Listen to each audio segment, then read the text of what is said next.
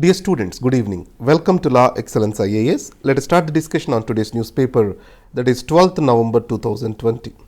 The first article for discussion, Republic and its discontents.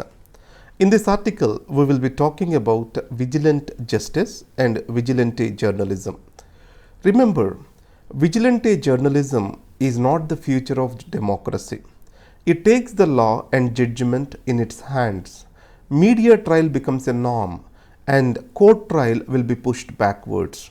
Before court punishes an individual, media judges him. That's what we are calling it as vigilante journalism. On the other hand, police activism and police breaking the law to fight against this vigilante journalism, is it appropriate? That is the question we are trying to look at. In media today, we have partisan approach. It means they are fragmented, they are politicized. Public interest is overridden by political and personal interest of the media houses. One such an example is Republic TV. Here, police arrest is being criticized by the Supreme Court judgment. Why police shall not cross the line? Remember here, police are the instruments of the state. They are the instrument of force by the state. They are expected to work in accordance with rule of law. If police breaks the law, then obviously law loses its sanctity. The law has an instrument called police for its enforcement, and if police are not following the law, obviously the master loses the sanctity. So that's the reason why police shall always abide by law and shall appear to abide by law. That is what is the essence of this particular article. Next is myths and reality of election forecasts. Exit polls are being announced. In Bihar, they have failed. In US also, Joe Biden did not win with the margin of 8 to 10% of votes. And many places, why these exit polls are not able to show the real situation on the ground.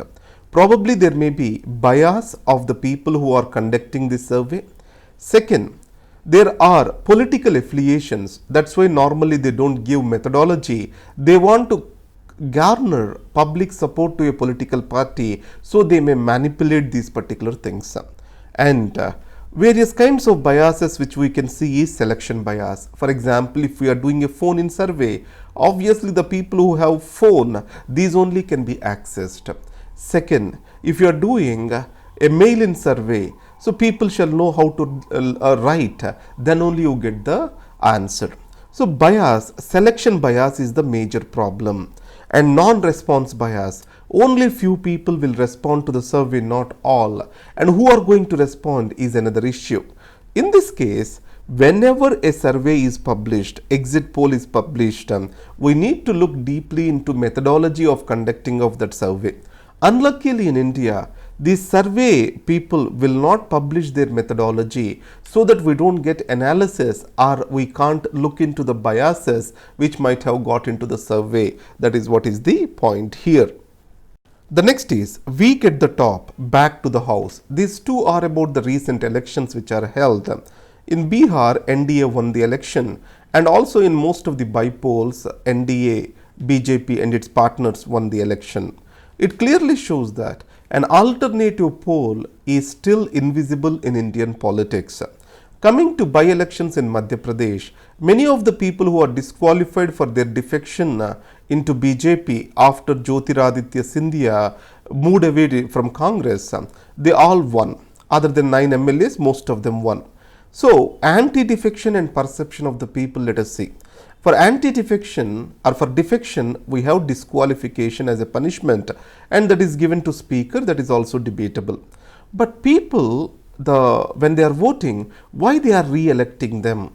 It means the sensitivity of the people is very low for defection. So defection is seen more as a norm of politics today. That's why defection of MLAs from one political party to the other political party reflects poorly in governance in India. Next, defections cannot be done away with legislative action alone. We need to have a strong public mind, consciousness against it. Voters shall consider it as immoral. That is the point. Next is I&B Ministry to govern OTT platforms. Many of the digital channels and digital content is being delivered directly into home. In this case, it is an unregulated space. Today we have many of the areas regulated in media. Press Trust of India regulates few things. National Broadcasters Association takes care of TV channels. Advertising Standards Council of India is for advertising, and then Central Board for Film Certification is for cinema. Then what is there for OTT platforms? It is not yet clear. And second, what kind of regulation government intends to bring in? It is not made clear yet. These we need to analyze soon. Next, 68% of newly elected MLAs in Bihar face criminal charges. This is Association for Democratic Reforms. What it says is 68% of the people are having criminal record. This is a proof for criminalization of politics. And among this, more than 50% have grave crimes in their list, like rape, murder, or extortion, etc. So, this can be quoted as an statistical data with regard to our criminalization of politics topic. The next article is Center Unveils Incentives to Boost Manufacturing. Till date, how the incentive structure or subsidy structure in India is. It is more input based. Now government is thinking to make this to move towards production based. That is where production linked incentive system has come up. Initially it was given for 6 sectors. Now government has raised it for 10 other sectors with an outlay of 1.46 lakh crore rupees. Why the government is doing this? One, let us take the Bangladesh model, how it was able to increase its external trade. That is by focusing on economies of scale. Larger firms it was able to focus and immediately increase the volume of trade. Second, Indian exports have to become competitive. Unless economies of scale is there, it will not become competitive. And we also need so-called as revival of industry through technology. Efficiencies, if it has to come, technology is the ultimate way. For all these things, we are bringing in performance linked incentives. This can be a question this year. The next article is Social Infra PPPs eligible for viability gap funding. Here we need to understand something called viability gap funding. It means that to what extent the gap that exists in funding of a project is met by the government. The objective of the government is to complete this particular project. Let me give you an analogy.